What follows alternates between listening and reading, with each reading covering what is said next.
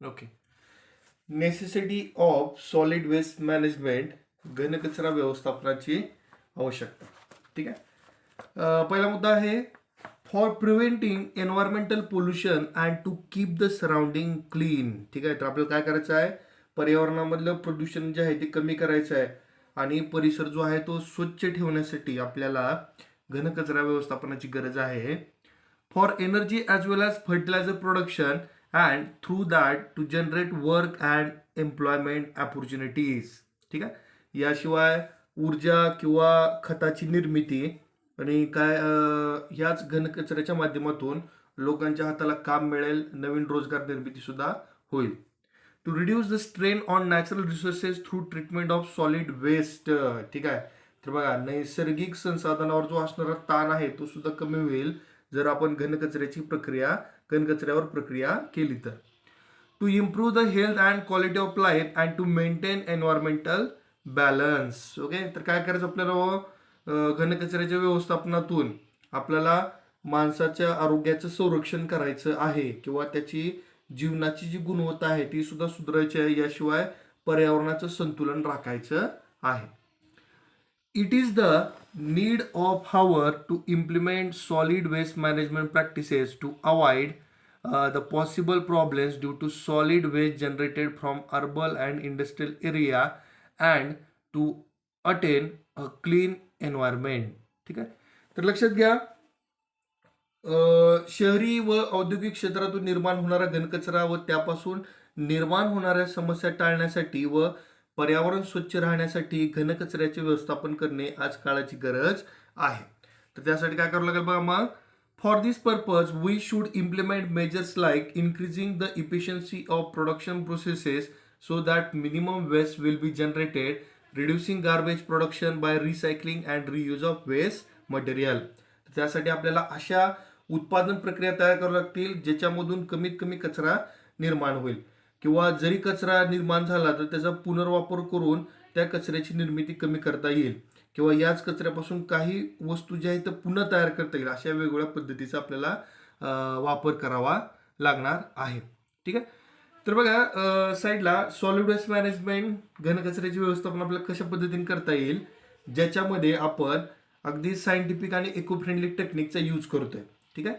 सगळ्यात महत्त्वाची गोष्ट काय बघा, तर separation and categorisation of waste. कचऱ्याचं विभाजन आणि त्याचं वर्गीकरण करणं गरजेचं आहे. बरोबर आहे. ड्राय वेस्ट आणि वेट वेस्ट असं किंवा कंपोस्टिंग. तर काय असेल बघा, याच्यामध्ये जे ओला कचरा आहे त्याचं तुम्ही कंपोस्टिंग करू शकता, सेंद्रिय खताची निर्मिती करू शकता त्यापासून. ओके. सेफ लँडफिल साईट, ज्याला आपण सुरक्षित भूमिभरणाची स्थळे म्हणतो. बरोबर आहे. तर काय केलं जातं बघा, असे मोठे खड्डे घेतले जातात ज्याच्यामध्ये प्लास्टिक किंवा वेगवेगळ्या गोष्टीचं आवरण देऊन त्याच्यामध्ये हा जो वेगवेगळ्या प्रकारचा कचरा आहे, औद्योगिक म्हणूया आपण, त्यामध्ये तो ह्याच्यामध्ये टाकून तो गाडला जातो. किंवा वर्मी कंपोस्टिंग असेल ज्याला आपण गांडूळ खत निर्मिती म्हणतो, अर्थवॉर्मचा यूज केला जातो याच्यामध्ये.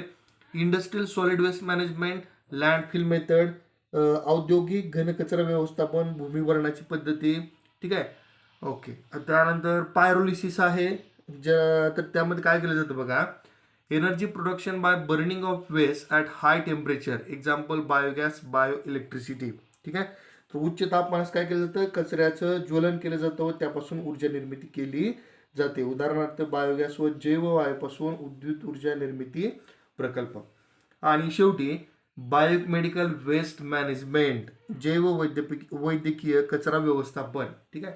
तर बघा, जर हा जैववैद्यकीय कचरा जर आपण उघड्यावरती टाकून दिला तर त्यापासून वेगवेगळ्या प्रकारचे आजार निर्माण होऊ शकतात. त्यामुळे आपल्याला इन्सिनरेशन ह्या पद्धतीचा वापर करावा लागेल हा कचरा नष्ट करण्यासाठी. काय केलं जातं त्या पद्धतीमध्ये, तर भट्टीद्वारे उच्च तापमानास कचऱ्याचं ज्वलन केलं जातं. ठीक आहे. तर पुढे जाऊया, principle of solid waste management. ठीक आहे. घनकचरा व्यवस्थापनाची 7 तत्व, 7 प्रिन्सिपल कोणकोणते आहेत बघा. पहिला आहे रियूज, तर पुनर्वापर. After use material should be reused for some other proper purposes. म्हणजे बघा, वापराच्या वस्तू टाकाऊ झाल्यानंतरही इतर ठिकाणी योग्य कामासाठी त्याचा वापर कराव्या. तर या बाबतीत आपण भारतीय खूप आघाडीवर, बरोबर आहे. म्हणजे आपल्या घरामध्ये एखादं नवीन शर्ट असेल तो आपण वापरतो, तो खराब झाल्यानंतर त्याचा आपण वापर फरशी पुसण्यासाठी करतो, गाडी पुसण्यासाठी करतो, बरोबर आहे. म्हणजे अगदी तो जीर्ण होईपर्यंत त्याचा वापर सुरूच असतो आपला. ठीक आहे. दुसरा आहे refusal to use articles made from non degradable articles like plastic and thermocol. तर आपण काय करायचं हो, नाकारायचं आहे अशा वस्तू ज्याचं विघटन होत नाही. उदाहरण दिलं आपल्याला प्लास्टिक आणि थर्मोकॉलचं. पुढचं आहे recycle. Production of useful articles by recycling solid waste. For example paper and glass can be recycled. तर आपल्याला काय करायचं आहे, टाकाऊ पदार्थावरती प्रक्रिया करून त्याचा पुनर्वापर करायचा, त्याचं पुनर्चक्रीकरण करायचं आहे, बरोबर आहे. याच्यामध्ये मेनली जे ड्राय वेस्ट असतं त्याचा उपयोग होतो. ठीक आहे. तर इथे एक उदाहरण दिलं आपल्याला, कागद आणि काच ह्याचा आपण काय म्हणू आपण, तर त्याचा चक्रीकरण करू शकतो, त्याचं रिसायकलिंग करू शकतो. रिथिंक काय म्हणलं बघा, rethinking our habits, activities and their consequences in connection with the use of various articles of daily use. तर आपण काय करायचं आहे, थोडा विचार करायचा आहे की आपल्या ज्या काही सवयी आहेत, आपण ज्या काही कृती करतो दिवसभरामध्ये, त्याच्यामुळे कुठल्याही प्रकारचा कचरा निर्माण होतो का, हा मुद्दा विचारात घ्यायचा आहे. ठीक आहे. त्यानंतर रिड्यूस. ओके.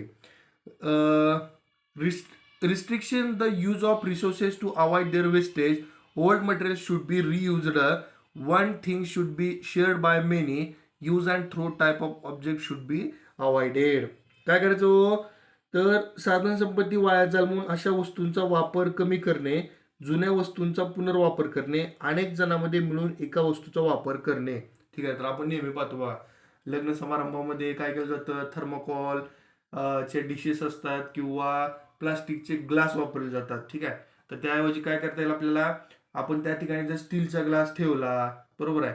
आता प्लास्टिकच्या ग्लासमधून लोक पाणी पितात आणि तो फेकून देतात. त्याऐवजी स्टीलचा ग्लास जर ठेवला तर त्याचा वापर पुन्हा पुन्हा होईल आणि त्यामुळे काय होणार आहे, कचऱ्याची निर्मिती कमी होणार आहे. म्हणजेच काय, असे जे यूज अँड थ्रो टाईपचे जे ऑब्जेक्ट आहेत त्यांचा वापर आपल्याला टाळायचा आहे. ठीक आहे. Researcher conducting research related to reuse of materials that are temporary out of use. म्हणजे बघा, तात्पुरते वापरावयास असलेले टाकाऊ पदार्थ पुन्हा वापरात कसे आणता येतील यासंबंधी संशोधन करायचं आहे. Regulation and public awareness. तर बघा, following the laws and rules related to waste management and motivating others to do the same. कचरा व्यवस्थापनाचे कायदे आणि नियम स्वतः पाळणे व इतरांनाही पाळण्यास ते प्रवृत्त आपल्याला करायचं आहे. ठीक आहे. त्यानंतर बघा, हे ब्ल्यू एरियामध्ये काय दिलेलं आहे. ओके. Think about it. विचार करा. Some habits are describe below. Do you have those habit? If so, how does it help in waste management? खाली काही कृती दिलेल्या आहेत, त्या आपण प्रत्यक्ष करतो का? त्या केल्याने घनकचरा व्यवस्थापनामध्ये आपली मदत किती होईल? ठीक आहे. तर बघा काय काय आणखी त्यामध्ये, following the 3R mantra. Reducing the waste, reuse of waste, recycle, recycling of waste. ठीक आहे. तर घनकचरा व्यवस्थापनामध्ये आपल्याला 3R या तत्वाचा वापर करायचा आहे, ज्याच्यामधून आपल्याला कचरा कमी करायचा आहे, कचऱ्याचा पुनर्वापर करायचा आहे आणि कचऱ्याचं पुनर्चक्रीकरण करायचं आहे. Throwing plastic wrapper of chocolate, ice cream, biscuit etcetera into dustbin. Avoid littering. तर बघा, चॉकलेट असेल, बिस्किट असेल, आईस्क्रीम असेल किंवा जे थंड पदार्थ आहेत ज्याच्यावरती प्लास्टिकचं आवरण असतं, ते आपण रस्त्यावरती किंवा इतरत्र कुठेही फेकायचं नाही, ते पण कचऱ्याच्या डब्यामध्ये टाकायचं आहे आणि कचरा करणं टाळायचं आहे. Avoiding the use of plastic bag and instead using cloth bags or bags prepared from old saris, bedsheet, curtains etcetera.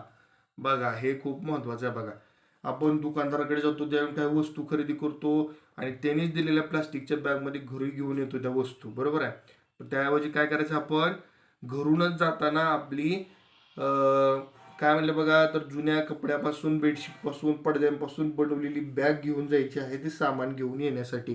म्हणजे जर तुम्हीच चांगल्या सवयी लावून घेतल्या तर ते प्लास्टिक तुमच्या घरापर्यंत येऊन पोहोचणारच नाही. म्हणजे तुम्ही त्या गोष्टी टाळू शकता. ठीक आहे. Using both side of paper for writing, reusing greeting cards and gift papers. तर बघा, आपलं जे पान आहे व्हायचं त्याच्या दोन्ही बाजूने लिहायचं आहे, कागदाच्या दोन्ही बाजूने लिहायचं आहे. ग्रीटिंग कार्ड किंवा गिफ्ट पेपर जे आहे त्याचा पुनर्वापर करायचा आहे.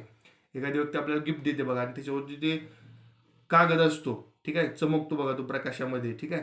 तो कागद व्यवस्थित तुम्ही बाजूला काढायचा आणि तो पुन्हा एखाद्या व्यक्तीला गिफ्ट देत असताना ते पॅक करून त्याचा वापर करायचा आहे. ठीक आहे.